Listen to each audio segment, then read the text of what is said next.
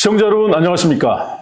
경제의 기본기를 무한 반복하는 파보세 김범도의 경제 플랫타이트입니다. 일본이 80년대까지 한참 잘 나갈 때 일본은 나라와 기업은 부자인데 개인은 가난하다. 이런 점이 일본 경제에 아주 좋은 덕목처럼 얘기들을 많이 했습니다. 그 결과 수십 년 동안에 걸친 경기 침체가 있었습니다.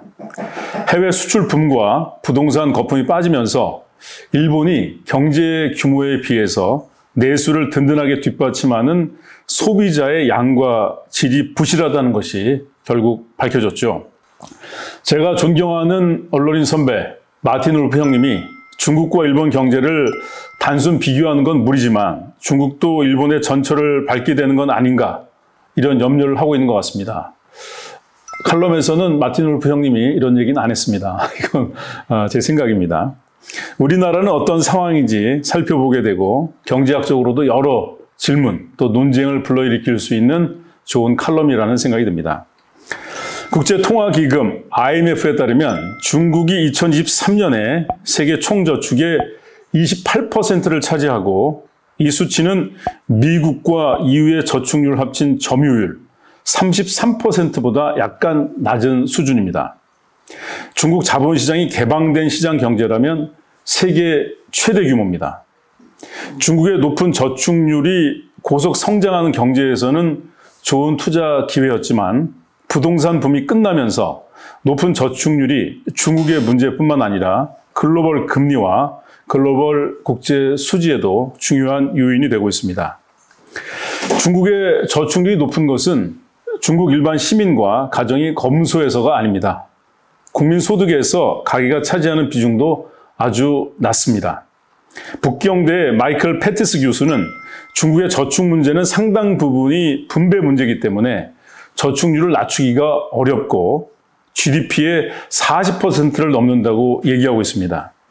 중국 정부도 수입과 지출에 있어서 획기적인 변화를 시도할 의지가 없기 때문에 중국은 앞으로도 높은 저축률을 유지할 가능성이 높습니다.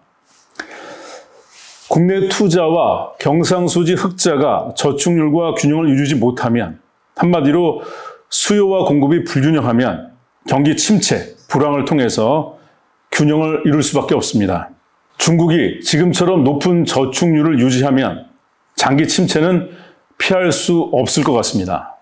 중국의 현재 경상수지 흑자가 GDP의 4% 정도인데 과거 중국 경제 규모에서는 큰 규모가 아니었지만 중국 경제가 세계 경제에서 차지하는 비중이 2007년 6%에서 지금 17%로 성장을 했는데 지금의 4%는 그런 의미에서 매우 큰 규모입니다.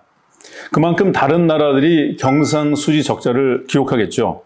고소득 국가보다는 이웃 개도국들이 적자를 겪을 수밖에 없습니다. 이런 개도국들에게 재생에너지 보조금을 지원한다면 돈은 좀 들겠지만 전 세계의 환경 문제 개선에도 좋고 이웃 국가들의 수요를 증가시키는 데도 도움이 될 것 같습니다. 그렇지만 이런 방법만으로 경제적인 효과를 보기에는 중국의 경제 규모가 너무 큽니다. 제조업에 대한 투자 확대는 해외 시장의 한계 때문에 큰 효과를 보기 어려운 현실인데 이런 상황에서 재생에너지에 대한 투자를 대폭 확대하면 어떨까? 중국이 세계 경제의 과실을 그동안 주워 먹은 거에 비해서 글로벌한 비전에 크게 기여한 게 별로 없는데 재생에너지 분야에 지속적으로 큰 규모의 투자를 한다면 전 세계도 중국을 다시 평가하게 될 것 같습니다.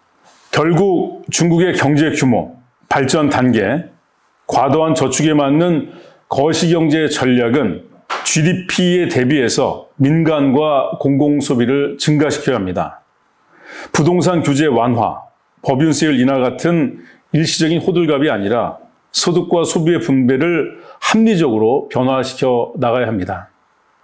중국 정부가 미리미리 대비하지 않으면 반드시 중국의 경제 상황이 보복을 할 것이고 더 큰 매를 맞고 난 후에 개혁에 어쩔 수 없이 나서게 될 것 같습니다.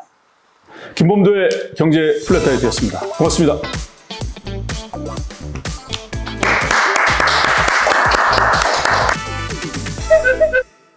근데 마틴 울프 형님 칼럼을 보면 그 마틴 루터 형님이 시진핑보다 중국 경제를 더 걱정하는 것 같아.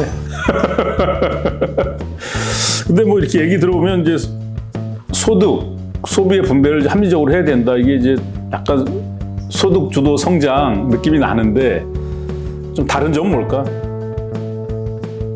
지금 뭐 기본적으로 중국 정부 입장이 사실은 그런 것 같고, 그다음에 장기적으로는 사실 경제 성장이나 공급 측면에서 풍대성이 성장이 수반돼야 하는 것이라 양자 함께 가야 된다고 생각합니다. 이제 미국이 이제 수요도 충분하지만 계속 이제 하이테크 쪽으로 성장을 이뤄가니까 생산성이 좋은 일자리가 나오니까 그만큼 또 소득이 생기고 수요가 생기고 함께 가야 되는.